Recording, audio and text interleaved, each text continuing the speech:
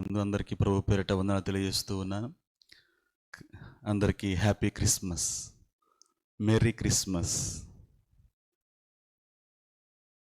ఈ అట్మాస్ఫియర్ చూస్తూ ఉంటే, ఎర్లీ మార్నింగ్ చూస్తూ ఉంటే చిన్నప్పుడు జరిగినటువంటి విషయాలు గుర్తుకొస్తూ ఉన్నాయి. ఏంటనంటే, చిన్నప్పుడు చదువుకునే టైంలో ఈ క్రిస్మస్ వచ్చిందనంటే చాలా సంబరంగా ఉదయకాల సమయంలోనే చర్చికి వచ్చేసి, మరి ఎప్పుడూ రానటువంటి ప్రజలు కూడా వస్తూ ఉండేవాళ్ళు.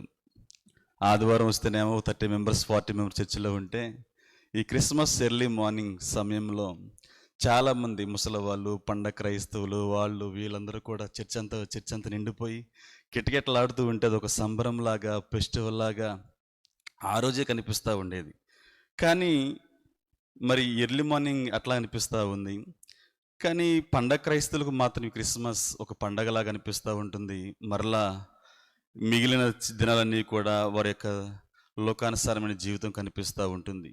దేవుని బిడ్డలకు మాత్రం పండగ అంటే క్రైస్తవునికి ప్రతిరోజు పండగే. Everyday is the festival for every Christian. దేవుని బిడ్డలకు ప్రతిరోజు పండగే. ఎందుకనంటే మనం ఆరాధిస్తున్న దేవుడు సజీవుడు గనుక మనం ఎప్పుడూ ప్రభునందు ఆనందిస్తూ ఉంటాము కాబట్టి, మనం నిత్యం దేవునితో ఉంటాము కాబట్టి అది మనకు నిత్యం పండగే. అయితే ఈ యొక్క సమయంలో కొన్ని విషయాలు ఈ క్రిస్మస్ గురించి మనం జ్ఞాపకం చేసుకుందాం. యేసు ప్రభు ఈ లోకానికి రాకముందు ఏదో సడన్గా వచ్చినటువంటి, యేసు ప్రభు ఈ లోకంలో జన్మించినాడు, సడన్గా జరిగినటువంటి వృత్తాంతం ఏమి కాదు ఇది. ఇది కొన్ని వందల సంవత్సరములు, కొన్ని వేల సంవత్సరములు ప్రవక్తలు ముందుగానే చెప్పారు. యేసుక్రీస్తు లోకరక్షకుడు ఈ లోకంలోకి వస్తాడు, ఇమ్మానుయేలుగా ఈ లోకంలోకి వస్తాడు, తన ప్రజలను వారి పాపముల నుండి ఆయనే రక్షిస్తాడు. కాబట్టి ఆయనకు ఇమ్మానుయేలు పేరు పెట్టండి.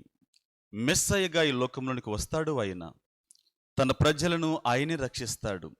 ఈ లోకంలో ఉన్నటువంటి ప్రతి మనిషి దేవుని యొక్క సృష్టి గనుక, దేవుని యొక్క అరచేతుల్లో చిక్కుకున్నాడు గనుక తన ప్రేమను వెల్లడిపరుస్తూ ఉన్నాడు.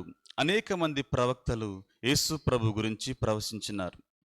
దాంట్లో ఒక ప్రవచనం, శ్రేష్టమైన ప్రవచనం ముందుగానే చెప్పినాడు యెషయా భక్తుడు. యెషయా గ్రంథం 7వ అధ్యాయము 14వ వచనంలో ఉన్న మాట. యెషయా గ్రంథం 7వ అధ్యాయము 14వ వచనంలో, కాబట్టి ప్రభువు తానే యొక్క సూచన మీకు చూపును, ఆలకించుడి. కన్యక గర్భవతి అయి కుమారుని కని అతనికి ఇమ్మానుయేలు అను పేరు పెట్టుదురు. కన్యక గర్భవతి అయి కుమారుని కని అతనికి ఇమ్మానుయేలను పేరు పెట్టుదురు. ఇమ్మానుయేలను పేరునకు భాషాంతరమున దేవుడు మనకు తోడని అర్థము. గాడ్ ఈజ్ విత్ ఆల్వేస్ అస్. దేవుడు మనతోనే ఉంటాడు ఎప్పుడు కూడా. ఆయనే మనల్ని నడిపించే దేవుడని తెలియజేశాడు కొన్ని వందల సంవత్సరాల పూర్వం యెషయా భక్తుడు. ఇదే మాట మనం చూస్తూ ఉన్నాం. మత్తయి సువార్త 1వ అధ్యాయము 21-22 వచనాలలో, ఆమె యొక్క కుమారుని కనును, తన ప్రజలను వారి పాపముల నుండి ఆయనే రక్షించును గనుక ఆయనకు యేసు అని పేరు పెట్టుదురు అనెను. ఇదిగో కన్యక గర్భవతి అయి కుమారుని కనును, ఆయనకు ఇమ్మానుయేలు పేరు పెట్టుదురు. యెషయా పలికిన మాట క్రొత్త నిబంధనలో మరి యేసు ప్రభు జన్మించటానికి ముందు యోసేపునకు స్వప్నమందు గాబ్రియేలు దూత ప్రత్యక్షమై ఈ మాట తెలియజేసినట్లుగా మనం చూస్తాం. ఆ రోజు చెప్పినటువంటి యెషయా భక్తునికి దేవుడిచ్చిన ప్రవచనం మరి యేసు ప్రభు పుట్టడానికి ముందు మరి కృత నిబంధనలోనే మనం చూస్తూ ఉన్నాం. ఆయనే యేసు ప్రభు ఇమ్మానుయేలుగా ఈ లోకంలోకి వచ్చినాడు. ఎస్పెషల్లీ మనం గుర్తుపెట్టుకోవాల్సిన విషయం, ఆయన కన్య ద్వారా ఈ లోకంలోకి వచ్చినాడు. కన్య ద్వారా, వర్జిన్ మేరీ అని చెప్తూ ఉంటారు. ఆమె ద్వారా ప్రభు ఈ లోకంలోనికి వచ్చినాడు. ఎందుకు ఆమెని సెలెక్ట్ చేసుకున్నాడు ప్రభు? ఒక స్టోరీ కూడా, ఒక హిస్టరీ కూడా ప్రపంచ చరిత్రలో మనం చూస్తూ ఉంటాం. ఏంటి అంటే, యేసు ప్రభు ఈ దేవుడు యెషయాకి ఈ ప్రవచనం ఇచ్చినప్పుడు ప్రపంచమంతా కూడా ఈ ప్రవచనం ఎత్తి ప్రార్థించేవాళ్ళు. ఆయా సినగోగుల్లో కానీ, దేవాలయాల్లో కానీ వారు కూడుకున్న చోట ఎక్కువగా ప్రార్థించే వాళ్ళని చరిత్ర చెప్తా ఉంది. ఎందుకనంటే దేవుడే ఈ లోకంలోకి వచ్చి ప్రజలను విమోచిస్తాడని, వారి చీకటిని, వారి పాపములను, మరణ భయాలను, లేకపోతే ఒక రాజు వచ్చి వారిని మంచిగా పరిపాలిస్తాడని చెప్పేసి ఎక్కువగా ప్రార్థించేవాళ్ళు. యేసు దేవుడు ఈ లోకంలో రావడానికి ఒక కన్యను ఎన్నుకుంటాడని చెప్పేసి అందరూ కూడా ప్రార్థించేవాళ్ళు దేవాలయాల్లో. ఎస్పెషల్లీ పెళ్లిగానే వారు ఎక్కువగా ప్రార్థించేవాళ్ళు. తల్లిదండ్రులు ఈ కన్యలను ఎక్కువగా దేవుని కోసం సిద్ధపరుస్తూ ఉండేవాళ్ళు.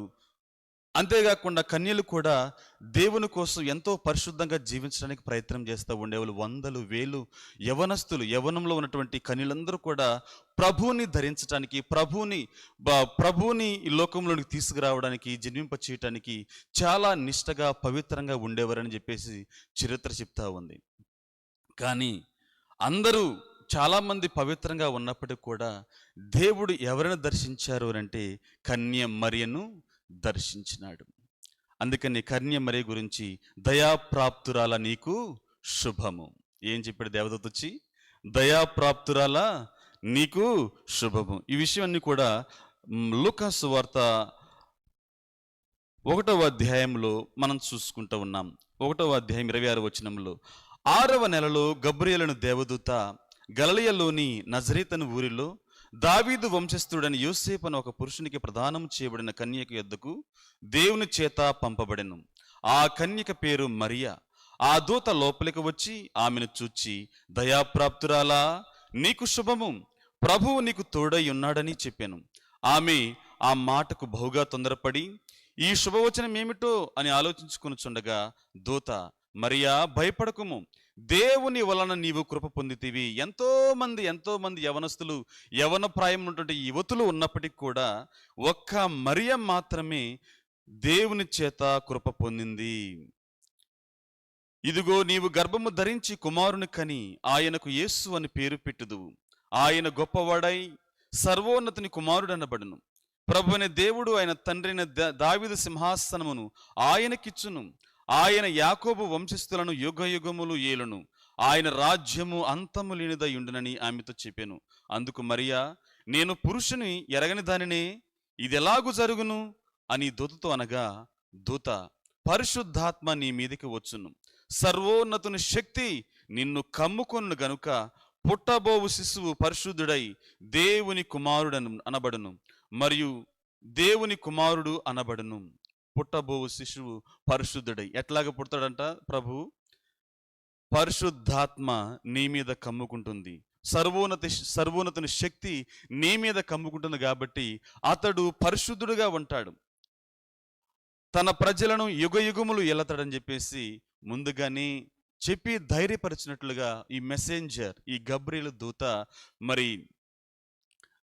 కన్య మరియను బలపరిచినట్లుగా మనం చూస్తూ ఉన్నాం. ఈ కన్య మరియ కూడా దేవుని యొక్క చిత్తానికి తల ఉంచింది. దేవుని చిత్తానికి తల ఉంచి ఒక సర్వోన్నతుని, దేవుని కుమారుని, లోకాలను ఏలే రారాజుని మోయడానికి ఆమె తల ఉంచి విధేయత చూపించి మరి గొప్ప దేవుణ్ణి ఈ భూమికి అందించినట్లుగా మనం చూస్తూ ఉన్నాం. ఎన్నెన్నో అవమానాలు కలిగి ఉండవచ్చు. రకరకాలుగా ఈరోజు కూడా చాలా మంది రకరకాలుగా దూషిస్తూ ఉన్నారు. కన్యకు మరి కుమారుడు పుట్టడం ఏంటి, ఆయన ఆరాధించటం ఏంటి అని చెప్పి చాలా మంది విమర్శిస్తూ ఉన్నారు. కానీ దేవునికి సమస్తం సాధ్యం.